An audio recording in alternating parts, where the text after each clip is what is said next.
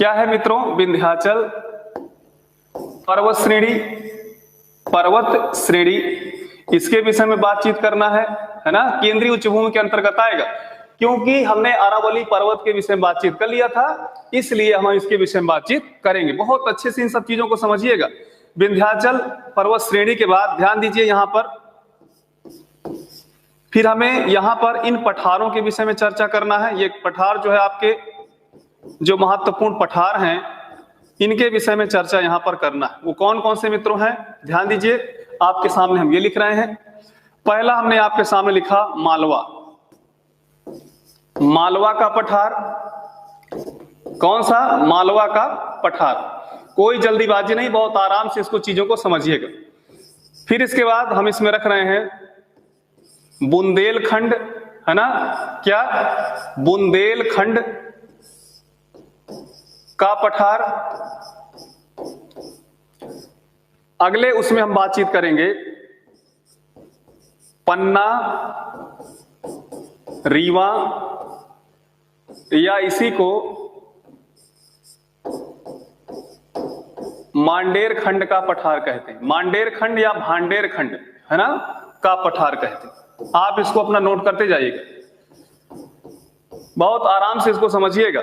इसके बाद इसमें है, नेक्स्ट नंबर है, आपने नाम सुना होगा बघेल खंड का पठार। कौन सा मित्रों? बघेल खंड का पठार, है ना। और एक हमारी जो चर्चा रहेगी, वो चर्चा किसकी लेकर रहेगी? ये जैसा कि आप जानते हैं कि ये विंध्याचल है, और विंध्याचल के बाद आपका इसमें है सतपुड़ा, सतपुड़ा पर्वत माला। तो हम आपके सामने इतनी चीजों को लिख दिए हैं। आप सभी लोग तुरंत इसको नोट कर लीजिए या अपना स्क्रीनशॉट ले लीजिए कि आज हमें किन किन चीजों की बातचीत करना है। विंध्याचल पर्वत, इसके विषय में खास बातचीत होगी, और इसके बाद इन पठारों की बातचीत होगी, और इसके बाद सतपुड़ा पर्वत माला की बातचीत होगी, है ना। तो इन सब चीजों को आप लोग लिख लीजिए। आप सभी लोग तैयार हो? क्या पूरी तरह से तैयार हो, है ना? इसके विषय में हमें बातचीत करना है, ठीक। तो इसको देखिए, हम आपको बता दें कि हमें इसको मानचित्र के माध्यम से भी बातचीत करना है, यानी भारत में किस प्रकार इनकी लोकेशन है, और पूरे मध्य प्रदेश का भी हम आपके सामने चित्र बनाएंगे, और मध्य प्रदेश में आखिर इन सब चीजों को हम कैसे देखेंगे, जानेंगे, है ना। बहुत अच्छे से इसको समझा जाएगा, किसी भी प्रकार की कोई प्रॉब्लम नहीं होनी चाहिए, है ना। तो आप सभी लोग बिल्कुल बिल्कुल, सभी लोगों के कमेंट भी आने लगे कि हाँ सर बिल्कुल प्रारंभ किया जाए। तो आइए इसको प्रारंभ करते हैं। मित्रों, जो आपके सामने ये लिखा हुआ है, इस सब चीजों को आशा करते हैं कि आप सभी लोग लिख लिए होंगे। इसके आगे बढ़ते, जो लोग देर से जुड़ रहे हैं, तो आप सभी लोग प्रयास करिए कि देखिए समय से जुड़ जाया करिए। अब आपको कोई भी प्रॉब्लम नहीं होगी। अब जो है पूरी तरह से ऑनलाइन ही सब चीजें आपको लाइव मिलेगा, रिकॉर्डेड फॉर्म में कम से कम पूरा मामला रहेगा, है ना। कोई ऐसी बात ही अब नहीं बची है, क्योंकि पूरी तरह से जो समस्याएं थी उनका निस्तारण कर लिया गया था, समस्याओं को दूर कर दिया गया था। इसलिए अब बहुत ही विधिवत तरीके से पढ़ाई होगी। पढ़ाई को लेकर किसी भी प्रकार की प्रॉब्लम संस्था की ओर से नहीं होगा, कि प्रयास होगा कि ना हो, है ना। तो इन सब चीजों को यहाँ पे देखा जाएगा। तो आइए इसकी शुरुआत हम करते हैं। मित्रों, सबसे पहले तो हम ये है कि एक चित्र बनाने जा रहे हैं आपके सामने। इन चित्रों को समझिएगा ध्यान से। एक छोटा सा पहले चित्र हम समझते हैं। छोटा सा चित्र क्या है? जैसे मान लीजिए ये भारत का मानचित्र है ना। ये कौन सा, किसका मानचित्र है? भारत का वो मानचित्र है जिसे हम प्रायद्वीपीय थे, क्या कहते हैं? क्या कहते हैं मित्रों? प्रायद्वीपीय भारत कहते हैं, है ना। तो ये मान लो भारत का प्रायद्वीपीय मानचित्र है। और जैसा कि आप जानते हैं मित्रों कि हमने कल की जो पढ़ाई में पढ़ा था वो यही वाला था क्षेत्र, है ना। क्या नाम था इसका? इसका क्या नाम था मित्रों? इसका नाम था आपका अरावली, है ना। क्या नाम था इसका? अरावली नाम था। और हमने आपको बताया था कल कि ये जो क्षेत्र है, हमने कहा था ना कि मैप के माध्यम से इन सब चीजों को हम जरूर रखेंगे। तो ये जो क्षेत्र था, इस क्षेत्र को हमने क्या कहा? ये आपका थार मरुस्थल था। यानी ये जो भाग है इसे हम क्या कह सकते हैं? थार मरुस्थल कह सकते हैं। तो ये आपका क्या था? अरावली, और ये आपका था थार, है ना, जिसे भारतीय महामरुस्थल के नाम से जानते हैं। और इसके बाद जो है इसके बाद जो है खास तौर पे हम जो है यहाँ पे आपको देखिए समझना है कि ये जो एक स्थिति, ये जो है ये भी एक पठार है और इस पठार का नाम है मेवाड़ पठार। क्या नाम है? मेवाड़ पठार, है ना। तो आज हमारी जो चर्चा होगी, जो हमने चीजों को लिखा है वहां से स्टार्ट होगी, तो इसको अपना देख लीजिएगा, है ना। किसी तरह की इसमें कोई समस्या नहीं आनी चाहिए। अब हमारी जो बातचीत होगी वो कहां से होगी? यहां से होगी, है ना। तो आइए इसकी शुरुआत हम लोग करते हैं, है ना, जिससे कोई समस्या ना हो, है ना। आइए बिल्कुल इसकी शुरुआत हम करते हैं। जैसा कि मित्रों आप लोग जानते हैं, क्या जानते हैं, जैसे आपके सामने हमने फिर से एक चित्र बनाया। चित्र को ध्यान समझिएगा, वो सब समझाने के लिए हम आपको थे कि भाई कल आपको उसको अच्छे से समझना था। अब यहां पर आप इन सब चीजों को बहुत ही अच्छे से समझिए। देखिए सबसे पहले तो ये आपको जानना है कि ये जो श्रेणी है पूरी, इसी श्रेणी को ही हम क्या कहते हैं? विंध्याचल कहते हैं। क्या कहते हैं मित्रों? विंध्याचल कहते हैं। क्या कहते हैं? विंध्याचल कहते हैं। और इसे जब विंध्याचल के नाम जानेंगे तो देखिए, एक ये आपका पठार है।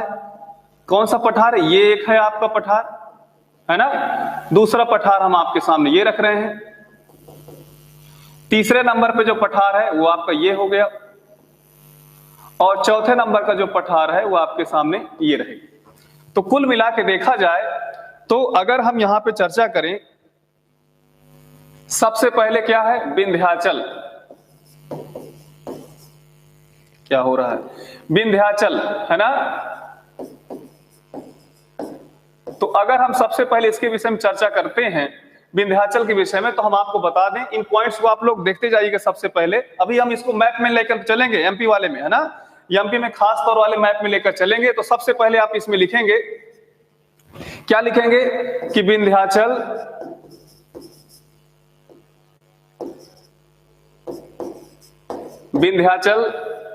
भारत को, ध्यान दीजिए, भारत को दो भागों में विभाजित करता है। कितने भागों में विभाजित करता है मित्रों? दो भागों में विभाजित करता है ना। यहां पे आपको समझना है कि विंध्याचल जो पर्वत है वो भारत को दो समान भागों में विभाजित करता है। यानी इसके उत्तर में आप देखेंगे तो ये क्या होगा? नॉर्थ इंडिया है, और इसके दक्षिण में देखेंगे तो ये साउथ इंडिया। यहां पे आपको समझना है कि जो विंध्याचल पर्वत है वो भारत को कितने भागों में बांटता है? दो भागों में बांटता है। खास तौर पे आपको समझना है north India and south India. Points को अपना क्लियर करते जाइएगा। दूसरी बात यह है कि आपको हमने पिछले कुछ चैप्टर में पढ़ाया था अक्षांशीय विस्तार में। उसमें हमने आपको क्या बताया था कि भारत का जो अक्षांशीय विस्तार में खास तौर पे हमने बताया कि जो कर्क रेखा है, ट्रॉपिक ऑफ कैंसर है, वो भारत के, ध्यान दीजिए, ट्रॉपिक ऑफ कैंसर भारत के मध्य से होकर गुजरती है। तो जो ट्रॉपिक ऑफ कैंसर है मित्रों, वो कहीं ना कहीं इसके, ध्यान दीजिए, इस पहाड़ से होते हुए जाती है आगे। ये जो ट्रॉपिक ऑफ कैंसर है इस पहाड़ के से होके जाती है। हम आपको बता दें कि जिस प्रकार कर्क रेखा भारत को दो बराबर भागों में बांटती है, वो तो रेखा रहे, लेकिन ये जो पर्वत है आपका, इस पर्वत का नाम क्या है? इस पर्वत का नाम है विंध्याचल पर्वत, जो नॉर्थ इंडिया और साउथ इंडिया में से कन्वर्ट करता है। हम आपको एक चीज और बता दें कि विंध्याचल पर्वत कर्क रेखा की तरह भारत को दो बराबर भागों में बांटता है, north India and south India. यहां पे समझिएगा, पहला पॉइंट क्लियर। दूसरा पॉइंट में हम आते हैं कि जो विंध्याचल पर्वत है इसका जो विस्तार है, ध्यान दीजिए, विंध्याचल पर्वत का जो विस्तार है वो पश्चिम में, ध्यान दीजिएगा, पश्चिम में कहां से? एमपी से प्रारंभ होता है, यानी मध्य प्रदेश, है ना, मध्य प्रदेश। इसके बाद आपका क्या है? उत्तर प्रदेश। यहां पे आपको समझिएगा उत्तर प्रदेश। उत्तर प्रदेश के बाद यहां पर आपको देखिए अगले उसमें ध्यान देना है कि इसमें जैसे आपका है इसमें छत्तीसगढ़, क्या है? छत्तीसगढ़। छत्तीसगढ़ के बाद आपका झारखंड, है ना। अगर आप देखेंगे तो जो आपका विंध्याचल पर्वत है इसका खास तौर पे विस्तार मध्य प्रदेश में है, उत्तर प्रदेश में, छत्तीसगढ़ में और झारखंड में। कुछ तकनीकी समस्या आ रही है, पेन बार बार इसमें मिट जा रहा है, थोड़ा सा टेक्निकल टीम आशा करें कि जल्दी से पहुंचे। तो इसमें देखिए मध्य प्रदेश है, उत्तर प्रदेश है, छत्तीसगढ़ है और झारखंड में इसका जो है विस्तार पाया जाता है ना। तो अब इस पर्वत को आइए थोड़ा सा हम मानचित्र के माध्यम समझें। यहाँ पे तो थोड़ा सा कम समझ में आ रहा होगा, तो देखिए यहाँ पे पूरी तरह से आपको समझना है। ये लीजिए आपके सामने हमने चित्र बनाया, चित्र आपके सामने ये रहा, है ना। ये आपके सामने मित्रों चित्र रहा। ये किसका चित्र है? ये मध्य प्रदेश का चित्र हम आपके सामने बना दिए। किसका चित्र बना दिए? मध्य प्रदेश का चित्र बना दिए। कुछ प्रॉब्लम आ रही है ना, उस प्रॉब्लम को पता नहीं इसमें कौन सी प्रॉब्लम आ रही है। ठीक है, कोई दिक्कत नहीं, इसको हम देखते हैं फिर से। ये देखिए जो चित्र है, ये चित्र आपका ये मध्य प्रदेश का यहाँ पे चित्र हमने बनाया, ठीक। और इस मध्य प्रदेश के चित्र में खास तौर पे आपको समझना है मित्रों, थोड़ा सा हम आपके सामने एक बात रख दें कि कुछ इसमें तकनीकी समस्या आ रही है, और वो तकनीकी समस्या है कि जैसे कोई चीज लिख रहे हैं तो मिट जा रहा है ना अपने आप, तो थोड़ा सा धैर्य बनाए रखिएगा, है ना।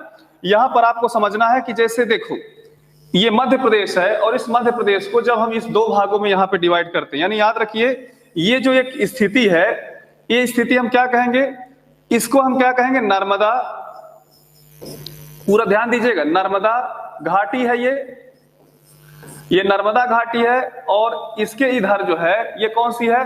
सोन नदी का नाम सुने होंगे, तो सोन नदी घाटी या सोन घाटी, है ना। ये चीज पूरा एमपी के मैप में इन सब चीजों को जब हम अच्छे से रखते हैं तो फिर आपको कोई दिक्कत नहीं होनी चाहिए इसमें। देखिए अब ये जो आपका पहाड़ है, इस पहाड़ को मित्रों ही हम क्या कहते हैं? इस पहाड़ को ही हम क्या कहते हैं? विंध्याचल कहते हैं। ये ध्यान दीजिएगा, ये जो पहाड़ है इसका क्या नाम है? विंध्याचल। क्या नाम है मित्रों? विंध्याचल पर्वत। ये आपके सामने क्या रहा? विंध्याचल पर्वत रहा, ठीक। समझिएगा ध्यान से, यानी सबसे इसमें अहम जो बात है, हमने क्या इधर लिखा? विंध्याचल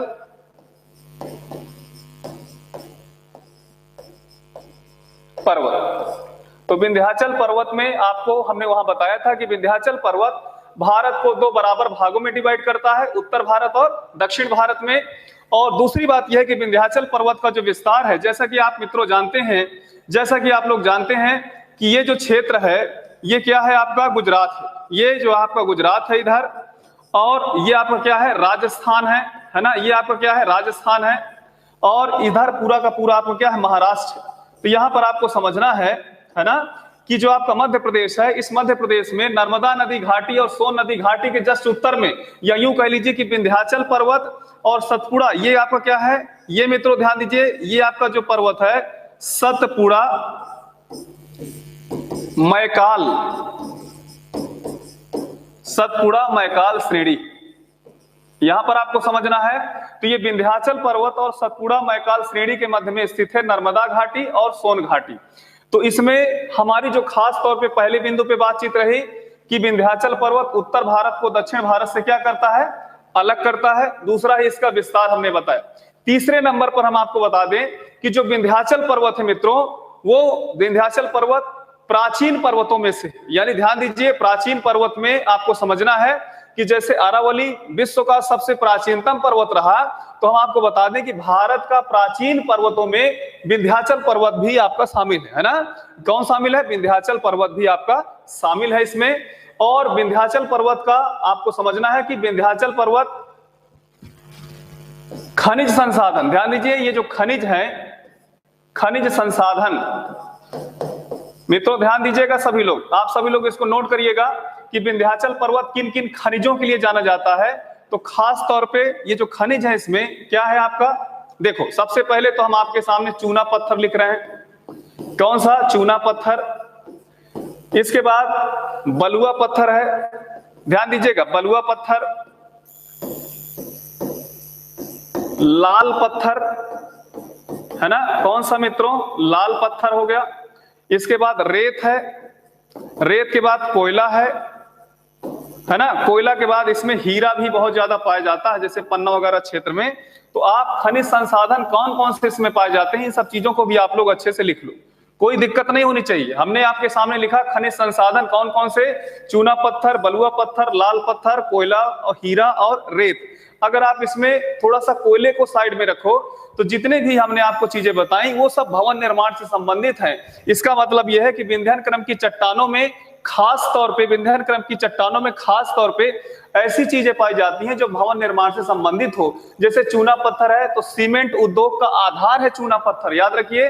बलुआ पत्थर में आपने देखा कि किस प्रकार से बिल्डिंग बनी हुई है ना, रेत है ना, रेत अर्थात बालू जो है वो भवन निर्माण के बनाने में काम आता है। इन सब चीजों को नोट कर लीजिए।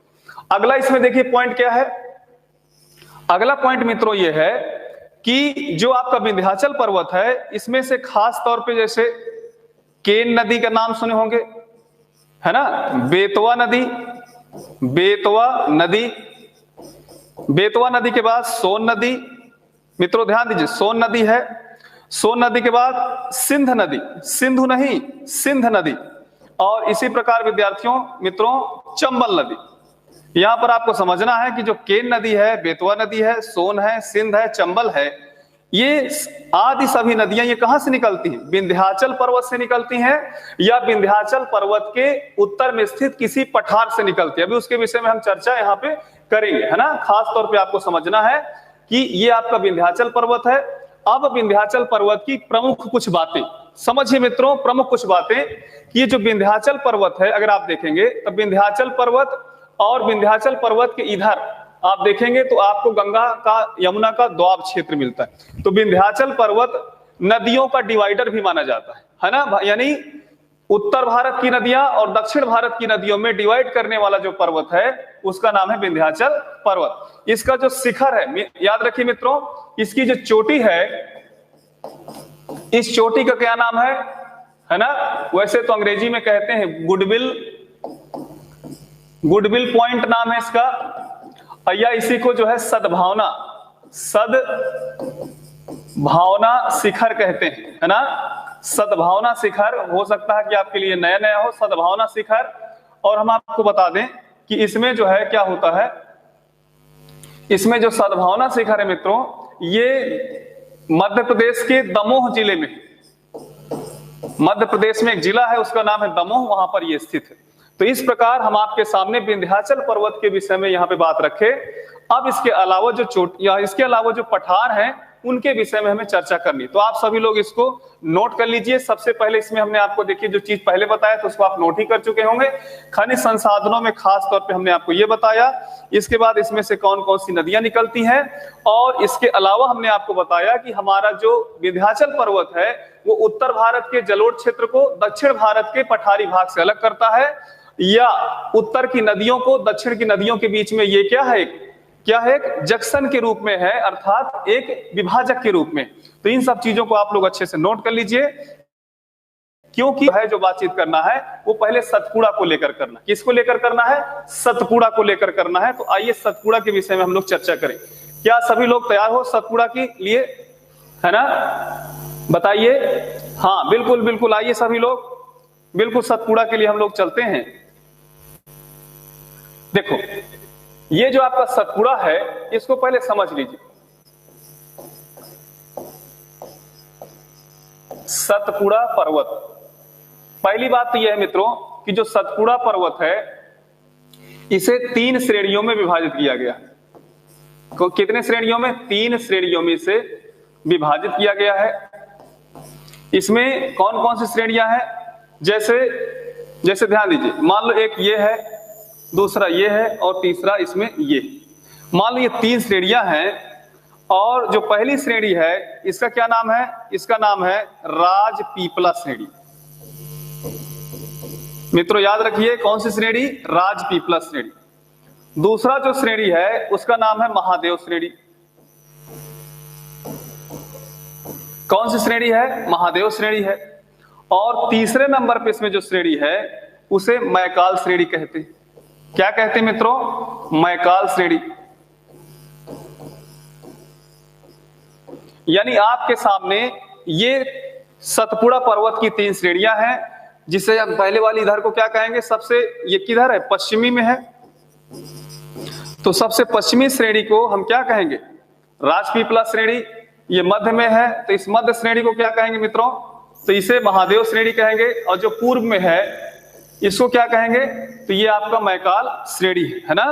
कुल मिला के ये देखा जाए तो सतपुड़ा पर्वत की 3 श्रेणियां, आप इसको लिख लीजिएगा, इसको बना लीजिएगा, राजपीपला श्रेणी, महादेव श्रेणी और मैकाल श्रेणी, है ना। ये 3 श्रेणियां आपके सामने है।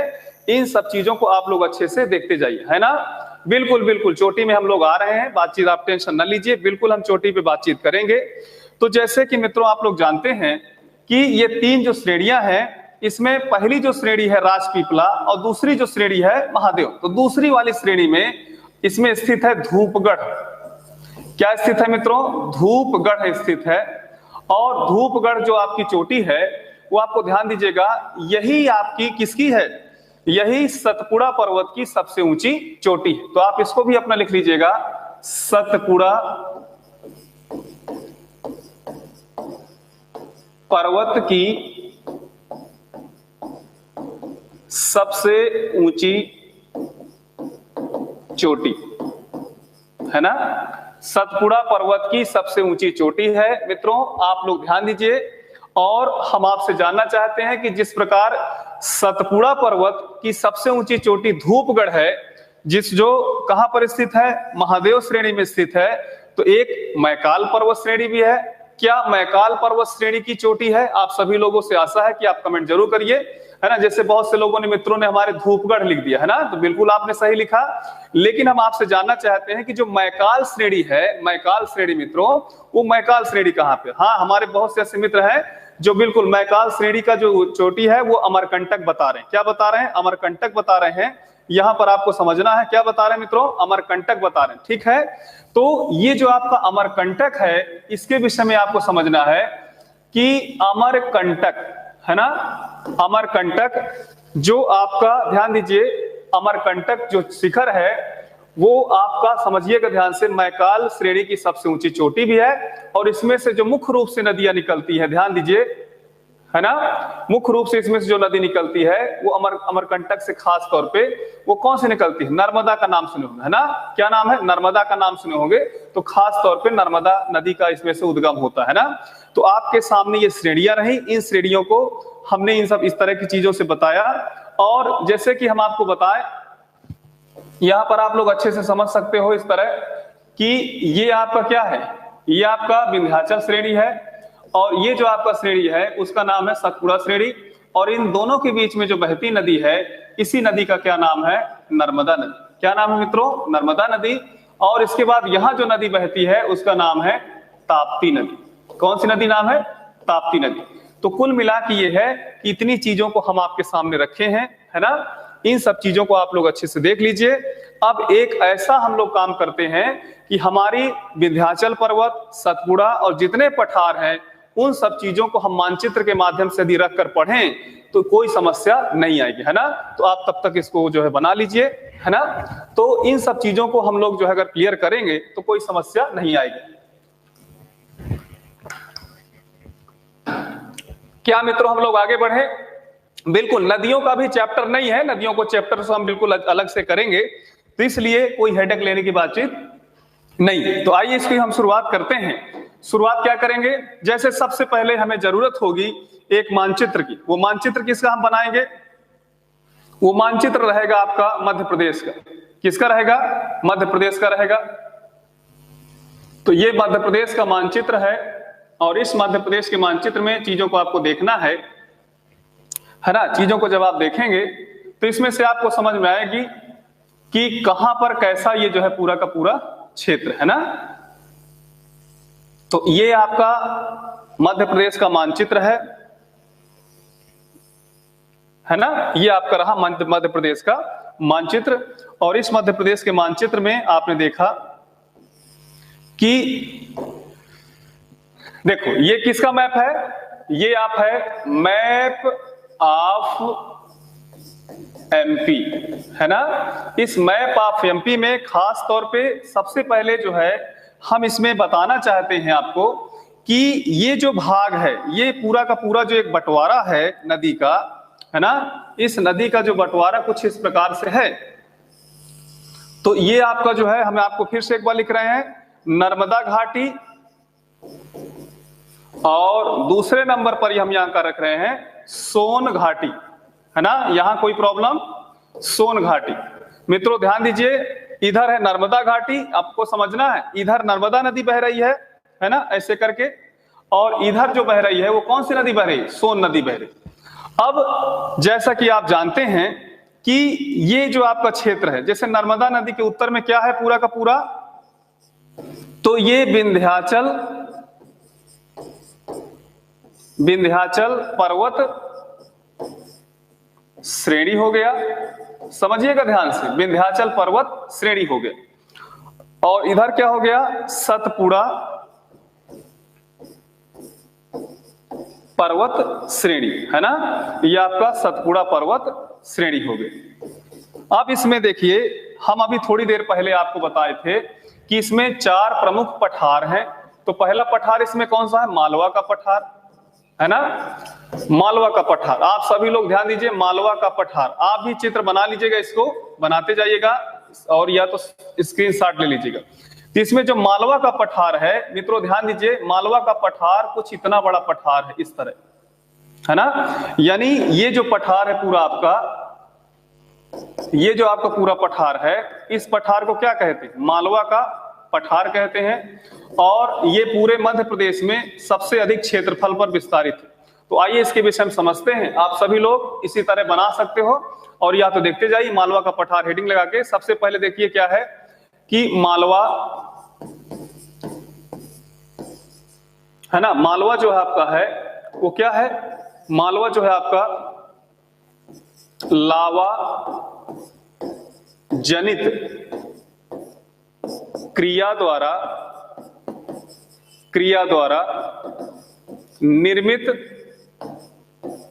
निर्मित पठार है ना। यानी इसमें सबसे पहला जो पॉइंट है कि जो मालवा पठार है वो किस क्रिया द्वारा बना है, तो ये जो है वल्केनिज्म एक्टिविटी के द्वारा बना है या ज्वालामुखी क्रिया के द्वारा ये निर्मित है। दूसरा इसमें क्या है, दूसरा इसमें यह है कि भौतिक व रासायनिक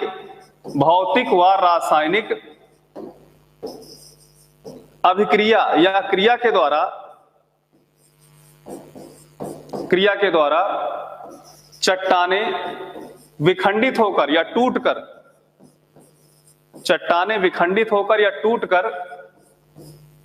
रेगुर, ध्यान दीजिए मित्रों, रेगुर, यहां पे ध्यान देना है, रेगुर मृदा में परिवर्तित हो गई, है ना, रेगुर मृदा में परिवर्तित हो गई है। किस मृदा में मित्रों, रेगुर मृदा में परिवर्तित होगी। आप सभी लोग लिखिएगा कि जो मालवा का पठार है वो मालवा लावा जनित क्रिया द्वारा निर्मित है, भौतिक व रासायनिक क्रिया द्वारा चट्टाने टूटकर रेगुर मृदा में परिवर्तित हो गई हैं।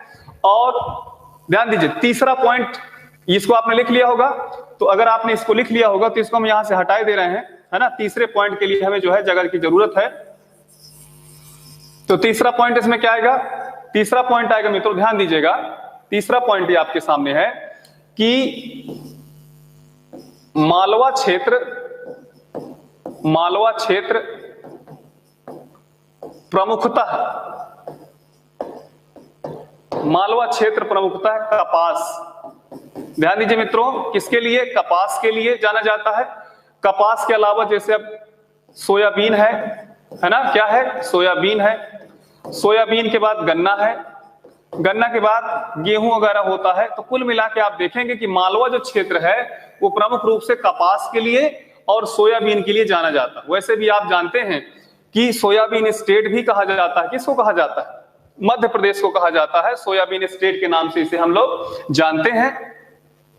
और इसमें देखिए क्या खूबी है, इसकी खूबी ये है कि जो मालवा क्षेत्र है, ध्यान दीजिए, मालवा क्षेत्र है वो मालवा क्षेत्र अरावली, ध्यान दीजिए, मालवा जो क्षेत्र है वो अरावली और विंध्याचल पर्वत के बीच में, ध्यान दीजिए, अरावली विंध्याचल पर्वत के बीच में है। तो ये आपका पूरा का पूरा इसमें हमने चीजों को बताया। इसमें 3 बड़ी बातें हमने आपको बताई और वो 3 बातें 2 हो ही गई हैं, एक बात आपके सामने ये रही, है ना।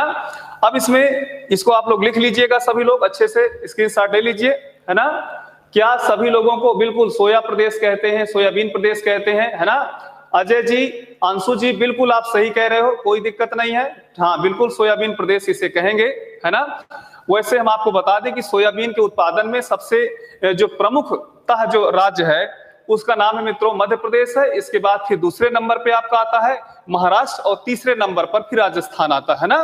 तो उसको जरूर हम आपको बताएंगे। हाँ बिल्कुल ओके है, ठीक है, बिल्कुल यूपी टेट में आया था। हाँ तो यहां से आप लोग इसको अच्छी तरह से देख लीजिए। एक चीज ध्यान दीजिए, मालवा जो क्षेत्र है वो काली मिट्टी के लिए जाना जाता है और उसी काली मिट्टी को ही रेगुर मृदा कहते हैं। मित्रों ध्यान दीजिए, किस क्या कहते हैं, रेगुर मृदा कहते हैं।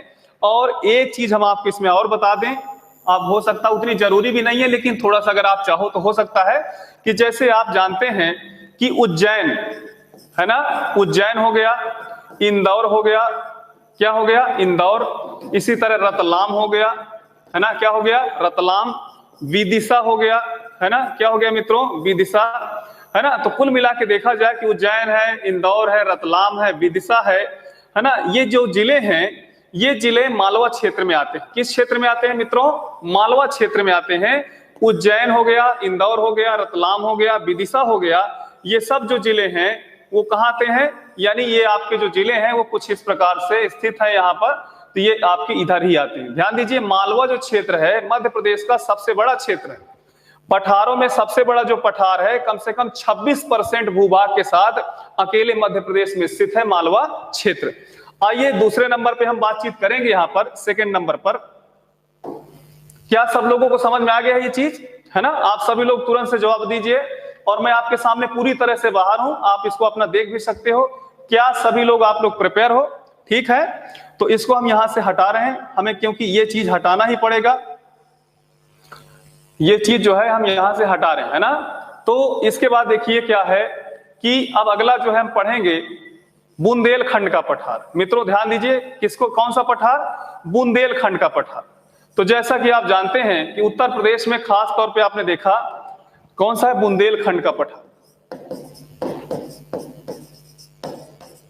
बुंदेलखंड का पठार, पहली बात तो यह है कि इसका अगर ये 26% इसकी हिस्सेदारी थी, कितने परसेंट, 26%, तो बुंदेलखंड की बहुत ज्यादा हिस्सेदारी नहीं है, मात्र जो है ये 7% है मध्य प्रदेश में, है ना। मध्य प्रदेश में इसकी हिस्सेदारी कितनी है, 7% है। एक चीज आपको समझ आ दें कि मालवा पठार के विषय में फाहियान ने कहा था, किसने कहा था, फाहियान ने कहा था कि यहाँ विश्व की सबसे श्रेष्ठतम जलवायु पाई जाती है, विश्व की सबसे श्रेष्ठतम जलवायु मालवा क्षेत्र में पाई जाती है। इस क्षेत्र की जलवायु की विशेषता को फाहियान ने जो है बताया था, क्योंकि मित्रों यहाँ पर ना तो बहुत ज्यादा गर्मी होती है और ना ही बहुत ज्यादा ठंडी होती है। जैसे कि आप देखेंगे अभी थोड़ी देर में बघेलखंड वाले क्षेत्र में, इधर वाले में, तो आप देखेंगे कि इधर बहुत ठंडी के समय बहुत ज्यादा ठंडी और गर्मी के समय में बहुत ज्यादा गर्मी, और इधर वाले क्षेत्र में गर्मी के समय ना बहुत ज्यादा गर्मी ना ठंडी के समय बहुत ज्यादा ठंडी।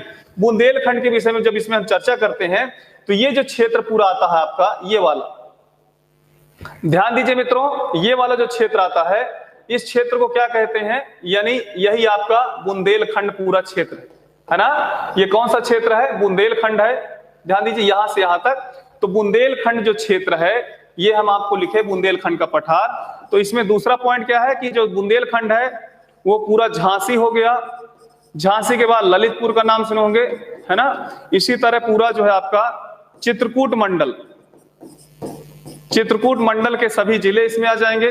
कौन कौन से जिले आ जाएंगे चित्रकूट में, आप खास तौर पे देखिए, जैसे कि चित्रकूट मंडल में, मित्रों हम आपसे जानना चाहते हैं चित्रकूट मंडल में कितने जिले आते हैं, कौन कौन से जिले आते हैं चित्रकूट मंडल में, आप सभी लोग कमेंट करिए। वैसे मैं आपको बता दूं कि चित्रकूट मंडल में ललितपुर, जालौन का नाम शुरू होंगे, ये आपके जिले आते हैं। तो कुल 3 जिले हैं, ललितपुर, जालौन और झांसी का नाम सुने होंगे।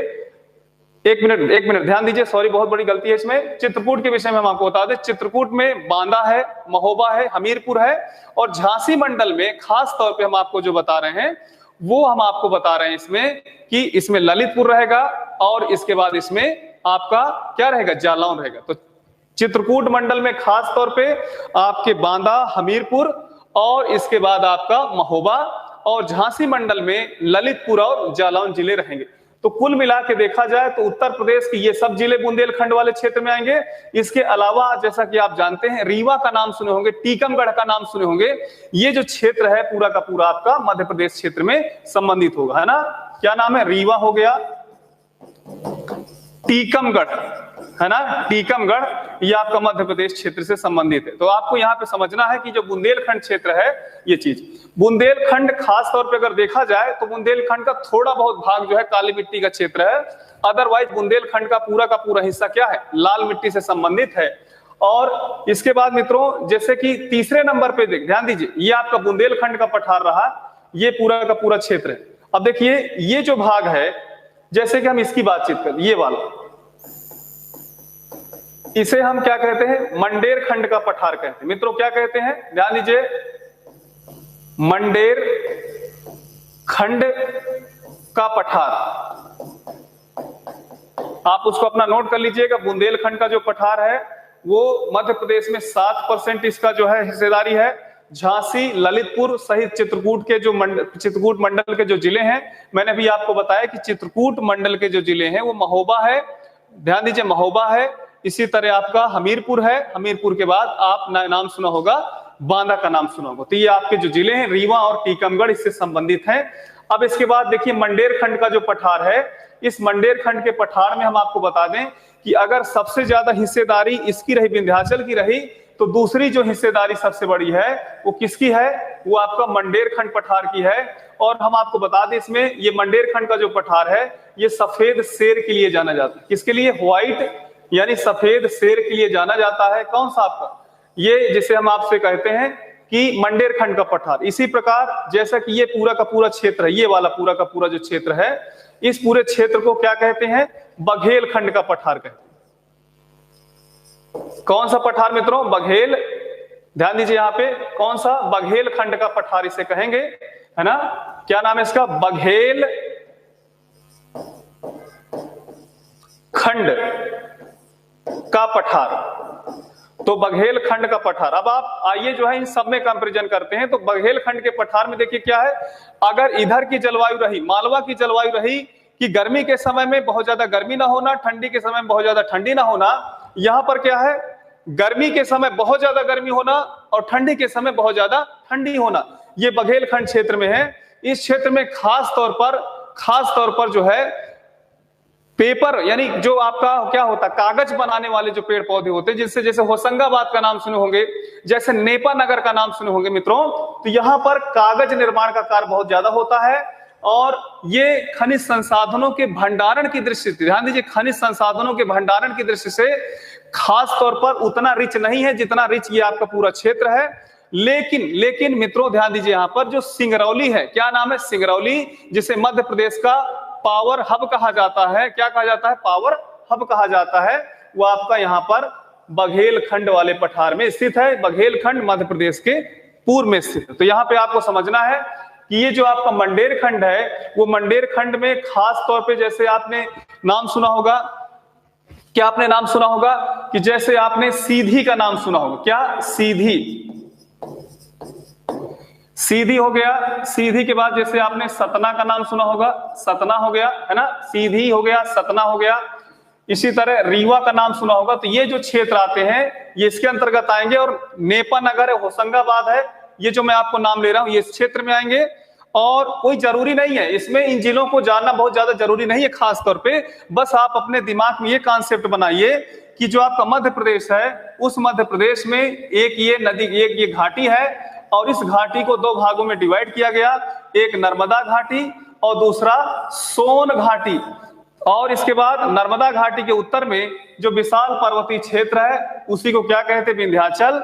विंध्याचल के जो पश्चिमी भाग है, विंध्याचल को जो उत्तर पश्चिमी भाग है उसको जो है क्या कहते हैं, मालवा का पठार कहते हैं। और इसके बाद ये जो पठार है इसे क्या कहेंगे मित्रों, बुंदेलखंड का पठार। और ये वाला जो पठार है इसे मंडेर खंड का पठार, और ये वाला जो पठार है इसे क्या कहेंगे, बघेल खंड का पठार यहाँ पर कहेंगे। मित्रों जो सतपुड़ा पर्वत श्रेणी है वो आपका ये है, जिसमें बुरहानपुर है, आपने बैतूल का नाम सुना होगा, क्या नाम सुने होगा, बैतूल का नाम सुना होगा, छिंदवाड़ा का नाम सुना होगा। ये सब जो क्षेत्र है वो इस क्षेत्र के अंतर्गत आते हैं, है ना। तो यहाँ पर आपको इन सब चीजों को समझना है, हमने आपको पूरी तरह से बता। अच्छा, आपके सामने ये भी एक हिस्सा है, इस हिस्से में क्या है, तो ये जो है क्या है, इसे मध्य का पठार कहते हैं। क्या कहते हैं, मध्य का पठार कहते हैं। है ना, ये भी जो है आपका क्षेत्र है, मध्य का पठार इसे हम कहते हैं। लेकिन ना तो ये मालवा के अंतर्गत आता है, ना ये बुंदेलखंड के अंतर्गत आता है, इसको बस यही नाम से जाना जाता है, मध्य का पठार। तो मित्रों, आपके सामने आज हमने जो बातचीत किया वो बातचीत किया विंध्याचल पर्वत, सतपुड़ा पर्वत, और इसके बाद यहां पर जो स्थित क्या है, केंद्रीय उच्च भूमि के अंतर्गत जो स्थित आपके प्रमुख पठार हैं, चाहे मालवा का पठार हो, चाहे बुंदेलखंड का पठार हो, चाहे क्या है आपका रीवा पन्ना का पठार जिसे मंडेर खंड का पठार कहते हैं, या बघेल खंड का पठार कहते हैं। तो प्रमुख रूप से इन सब चीजों के विषय में चर्चा हुई। इनमें कौन कौन सी नदियां प्रवाहित होती हैं, कौन कौन से खनिज पाए जाते हैं, है ना, कैसे कैसे यहाँ पे खाद्यांशों का उत्पादन होता है। तो इससे संबंधित जब चैप्टर हम लोग आगे बढ़ेंगे तो इन स्थानों का हम नाम लेंगे। हम जो है जब सोचिए कपास पढ़ाएंगे या सोयाबीन पढ़ाएंगे तो हम इन क्षेत्र का नाम लेंगे, तो वहां पर आपको ये पूरी तरह से समझ में आ जाएगा, कॉन्सेप्ट क्लियर हो जाएगा कि हाँ सर ये चीज हमने सुना था, अब हमें पूरी तरह से समझ में आ गया, है ना। इसमें खास तौर पे जो जानने का हमें प्रयास करना है वो सिर्फ और सिर्फ ये पठार की लोकेशन है और कैसे कैसे इनकी जो है स्थितियां हैं, इन सब चीजों को इसमें हमने बताया। नदियों का है, यहाँ पर जो नदियों से संबंधित है, खनिज से संबंधित है, इसके लिए पर्टिकुलर चैप्टर बनेंगे, तो उन चैप्टर के माध्यम से चीजों को हम समझेंगे, है ना। तो ये हम आपके सामने चीजों को रखे हैं, आप एक बार इसको और अच्छे से समझ लीजिए। समझने के बाद अगर कोई प्रॉब्लम हो तो आप तुरंत जो है कमेंट करिए, है ना। हाँ, एक हमारे मित्र ने कहा कि सर पर्वत और पठार में अंतर बता दीजिए कृपया। बिल्कुल बिल्कुल हम अंतर बता देंगे, कोई दिक्कत नहीं। और बताइए। थैंक यू सर, बिल्कुल, है ना। कैमूर, बिल्कुल कैमूर आपने लिखा, है ना, कैमूर। तो ध्यान दीजिए, ये जो विंध्याचल पर्वत है मित्रों, ध्यान दीजिए, ये जो विंध्याचल पर्वत है यही जो है धीरे धीरे जब इस बॉर्डर को छोड़कर आगे बॉर्डर पे निकलता है, और ये बॉर्डर बनता है किसका, ये बॉर्डर बनता है आपका झारखंड का, बिहार का। ध्यान दीजिए मित्रों, जब विंध्याचल पर पर्वत झारखंड और बिहार में प्रवेश करता है, अर्थात उसकी स्थिति हो बनती है, तो बिहार झारखंड में विंध्याचल पर्वत को कैमूर के नाम से जाना जाता है। क्या, किस नाम से जाना जाता है, कैमूर पर्वत के नाम से जाना जाता है। तो आपका ये कॉन्सेप्ट क्लियर हुआ, है ना। जरूर आप बिल्कुल ओके सर, ठीक है, अच्छी बात है। हाँ, एक हमारे जो मित्र कह रहे हैं कि सर पर्वत और पठार में अंतर क्या होता है ना, आइए इसको समझते हैं। तो देखिए, हम अगर आपके सामने एक छोटा सा चित्र बना के इनको समझाएं तो कैसे समझ सकते हो कि जैसे ये आपके सामने एक चित्र है और इस चित्र में एक स्थिति ये है और दूसरी स्थिति ये। अगर आप इसमें विचार करो ए और बी में, तो देखिए पर्वत वो हो, यानी पर्वत धरातल पर स्थित सबसे ऊंची स्थलाकृति होती है, और जो पठार होते हैं वो पर्वत से निम्न, ध्यान दीजिए, पर्वत से क्या होते हैं, कम ऊंचे होते हैं। पर्वत का जो शिखर होता है वो क्या होता है, संकुचित होता है। ध्यान दीजिए, पर्वत का जो शिखर होता है वो संकुचित होता है, और पठार का जो शिखर होता है वो क्या होता है, समतल होता है ना। क्या होता है, समतल होता है। इसमें ढाल अधिक होता है पहाड़ों में, इनमें ढाल कम होता है। यहां तो आपको इसको बिल्कुल सामान्य रूप से समझ लेना है। जब हम आगे के चैप्टर में पढ़ेंगे तो पहाड़ के प्रकार भी हम आपको पढ़ाएंगे, पहाड़ के जितने प्रकार होते हैं, कि कौन सा आपका मोड़दार पर्वत है, यानी फोल्ड माउंटेन कौन सा है। दूसरा देखिए कौन सा पर्वत होता है, तो आप ब्लॉक पर्वत का नाम सुने होंगे, ब्लॉक पर्वत। जैसे अगर हम आपसे कहें कि सतपुड़ा और विंध्याचल कैसे पर्वत हैं, तो सतपुड़ा और विंध्याचल ये कैसे पर्वत हैं, ये एक तरह के ब्लॉक पर्वत हैं। कैसे पर्वत हैं मित्रों, ब्लॉक पर्वत हैं। इनके विषय में हम आपको जरूर एक टॉपिक में बताएंगे, वो अलग से आपका रहेगा, है ना। चूंकि भारतीय भूगोल चल रहा है तो इसमें इन सब चीजों को हम आपको बता रहे हैं, है ना। और हमारे मित्र जो इनकी कोई समस्या हो, सर नदी और घाटी में क्या अंतर है ना, तो नदी और घाटी वाले चैप्टर में ही आप इसको हम आपको बताएंगे, है ना, क्योंकि फिर बहुत ज्यादा समय हो जाएगा।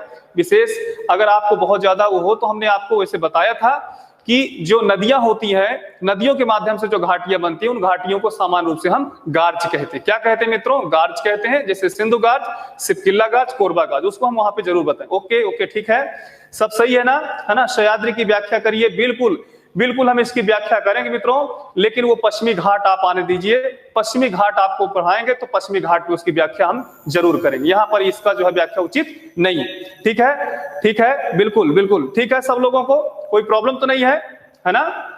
आइए एक सूचना हम लोग आपको बता दे रहे मित्रों, आपको संडे से मंडे से कोई मतलब नहीं होना चाहिए।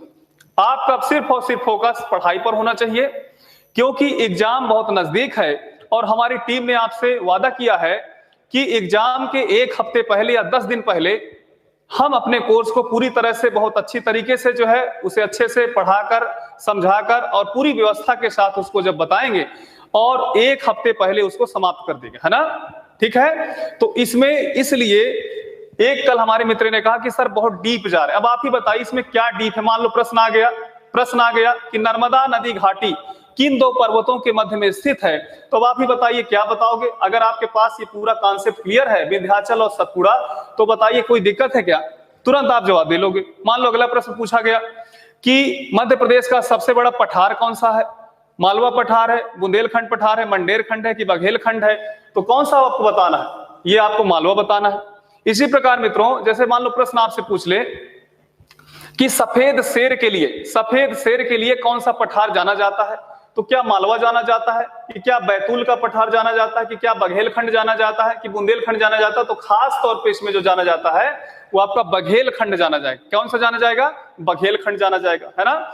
मध्य प्रदेश में जैसा कि आप लोग जानते हैं इतने ढेर सारे पर्वत हैं, पठार हैं, इनका अपना क्रम है, तो उस क्रम को हमने हिसाब से बताया। और हम आपको बता दें कि ढेर सारे राष्ट्रीय उद्यानों की संख्या यहाँ पर है। हमारे मध्य प्रदेश में देश के सर्वाधिक राष्ट्रीय उद्यान कहाँ पर है, मध्य प्रदेश में है, क्योंकि सबसे बड़ा जो वन क्षेत्र है, इसलिए उन सब वन क्षेत्रों को या वन्य जीवों को संरक्षित करके सर्वाधिक वन क्षेत्रों को यहाँ पर घोषित किया गया, है ना। तो ये सब चीजों को हमने आपके सामने बताया। आज जो प्रमुख बात है वो बात यह है कि मित्रों, आज हम आपके सामने जितना भी पढ़ाए हैं, मित्रों ध्यान दीजिए सभी लोग, हमने कल कहा था आपको कि रिवाइज अच्छे से आप कर लीजिएगा। जितनी चीजें हमने आपको कहा, पढ़ाया भी, हमने कमेंट में भी लिख के सबको बताया कि सभी लोग अच्छे से रिवीजन कर लीजिएगा, सिंहावलोकन कर लीजिएगा। और आज हम मित्रों ध्यान दीजिए, आज हम आपके सामने जो प्रश्न हम आपको पढ़ाए हैं उन सभी प्रश्नों को लेकर प्रस्तुत होंगे। और हम चाहते हैं कि जब उन प्रश्नों को हम आपके सामने रखें तो तुरंत स्क्रीन पर आप जो है जल्दी जल्दी अपना अपना ऑप्शन बताओ कि इसमें ये चीज सही है, जिससे फुल प्रूफ हो जाओ, जमीनी स्तर पर पूरी तरह से आप व्यवस्थित हो जाओ, है ना। तो इन सब चीजों को आज बिल्कुल कराया जाएगा, तो आप लोग पूरी तरह से प्रिपेयर हो जाइए। थोड़ी देर में हम जरूर इसको साथ आएंगे, है ना। तो ये सब चीजें संडे का, आप ये ना कहिए कि संडे को सर ऑफ रखिए, सब चीजें हैं भाई। जब आपके सरों को कोई प्रॉब्लम नहीं है तो आप लोगों को भी कोई प्रॉब्लम नहीं होनी चाहिए। और मान लो अगर विशेष काम है तो आपसे अनुरोध है कि आप क्लास ना रुकवाकर आप उसको टेलीग्राम में जो पढ़ा रहता उसको आप देख सकते हो ना। तो आज यहीं तक, ठीक है। जय हिंद, जय भारत।